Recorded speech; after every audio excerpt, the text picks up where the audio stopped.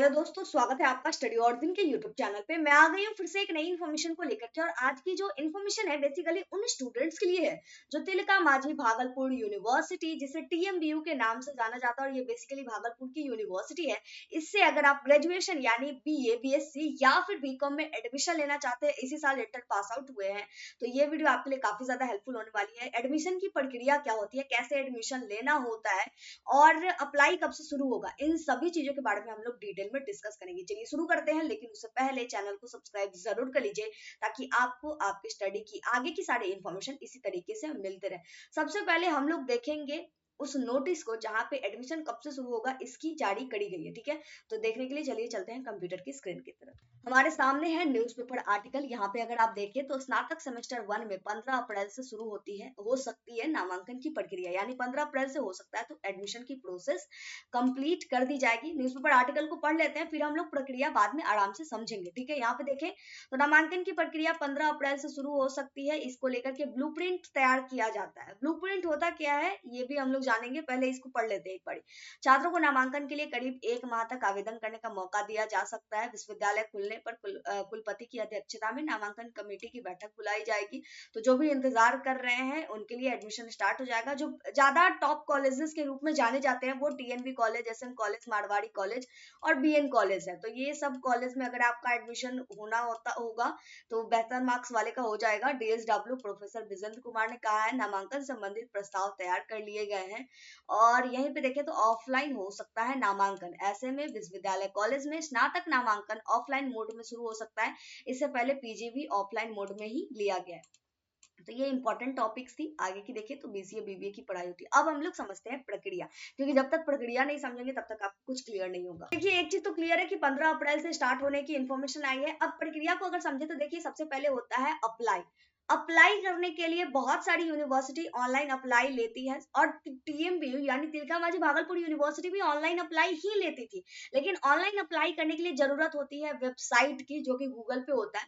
और वेबसाइट जो है ना तिलका मांझी भागलपुर यूनिवर्सिटी का, उसको बनाने वाली जो एजेंसी है, यहाँ पे ध्यान से समझिएगा, हर यूनिवर्सिटी अपना अपना वेबसाइट गूगल पे रखी हुई है। ठीक है, जिसके लिए कोई ना कोई अदर कंपनी होता है जो उस वेबसाइट को बनाता है, हैंडल करता है। तो तिलका मांझी भागलपुर यूनिवर्सिटी ने जिस एजेंसी को, जिस कंपनी को हायर किया हुआ था वेबसाइट बनाने के लिए, उसके साथ कुछ अटपट हो गया था, जिस वजह से वेबसाइट अभी काम नहीं कर रहा है। ठीक है, वो जब क्लियर होगा तभी ऑनलाइन सारा काम हो पाएगा।